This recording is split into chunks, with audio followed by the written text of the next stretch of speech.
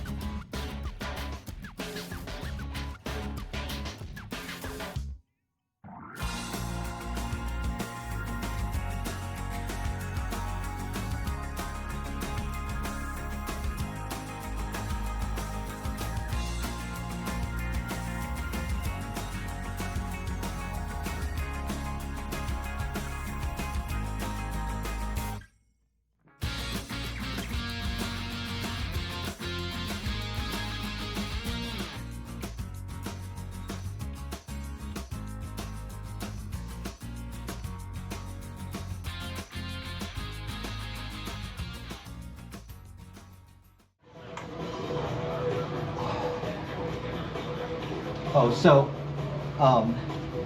you should find it much easier to engage the gears.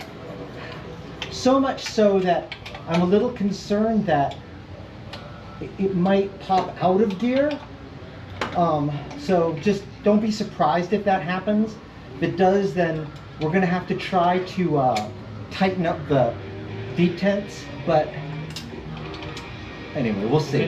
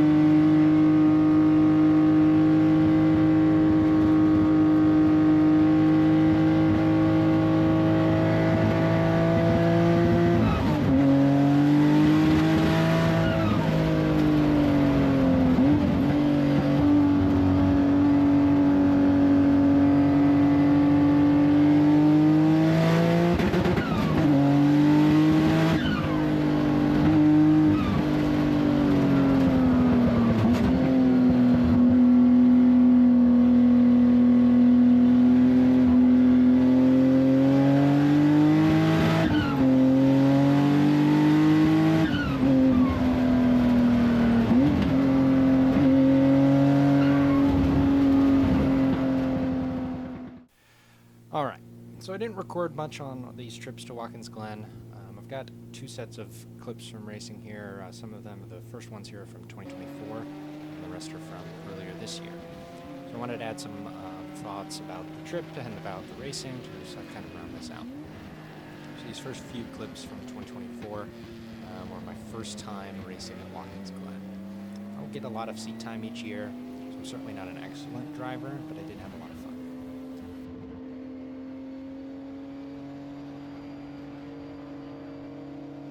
Alright, after turn 1, I love the sweeping corners up the hill. It's really a lot of fun, especially when you get this line and the shifts just right.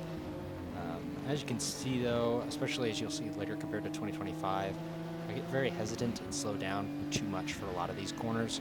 Some of these earlier laps just so I can get familiar with the track, but particularly when I'm behind a car that I want to pass, I really only pass on the longer straights, and it can really slows the whole lap down.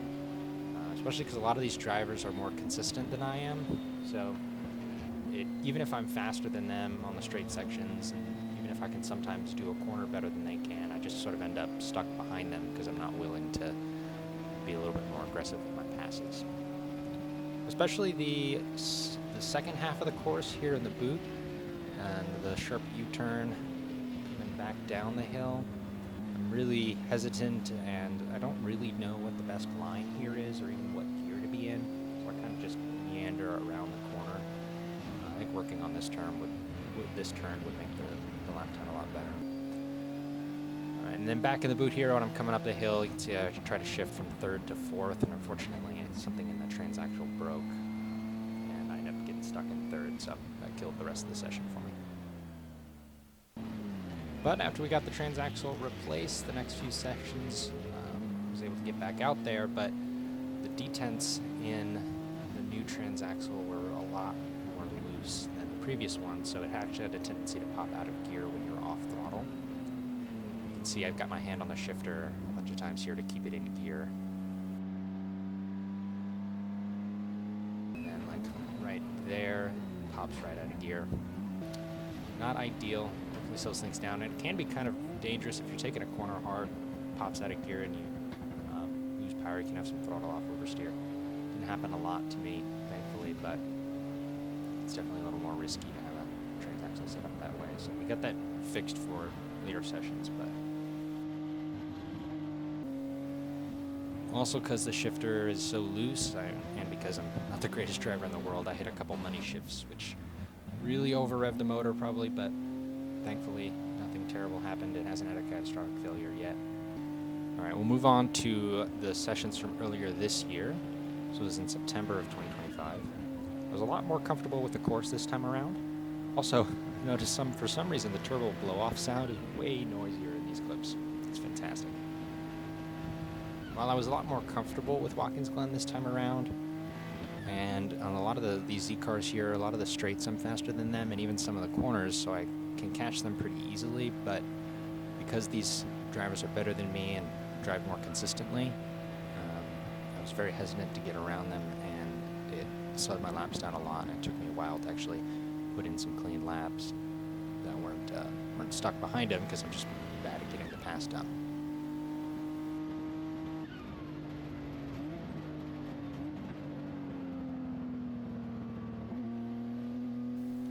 The end of this race was awesome though. We ended up going 3 wide down the front straight to take the checkered. I think I just got in front of the Z car when we crossed the start-stop line there. Alright, and the last session here was the All Alphas race. So they got all the Alfa Romeos at the track that weekend out. I was driving a GTB6. There are 2 or 3 GTB6s in front of me. There's another to my right.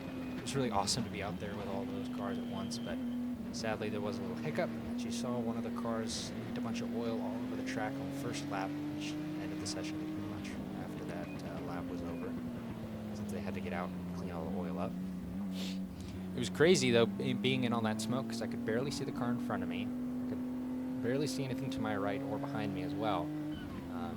So I didn't know if I could turn out, and I didn't know if we were about to have a pileup, but thankfully it wasn't any contact. We all got out of there safely and was able to have sort of one quick lap, but by the time we got back around to the boot here, we did have the black flag come out and all came in, and that ended the session for the weekend.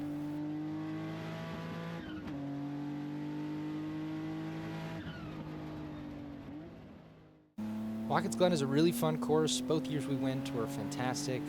Lots of fun. Had some hiccups here or there, but I'm getting a lot better, especially with not spinning or breaking the car.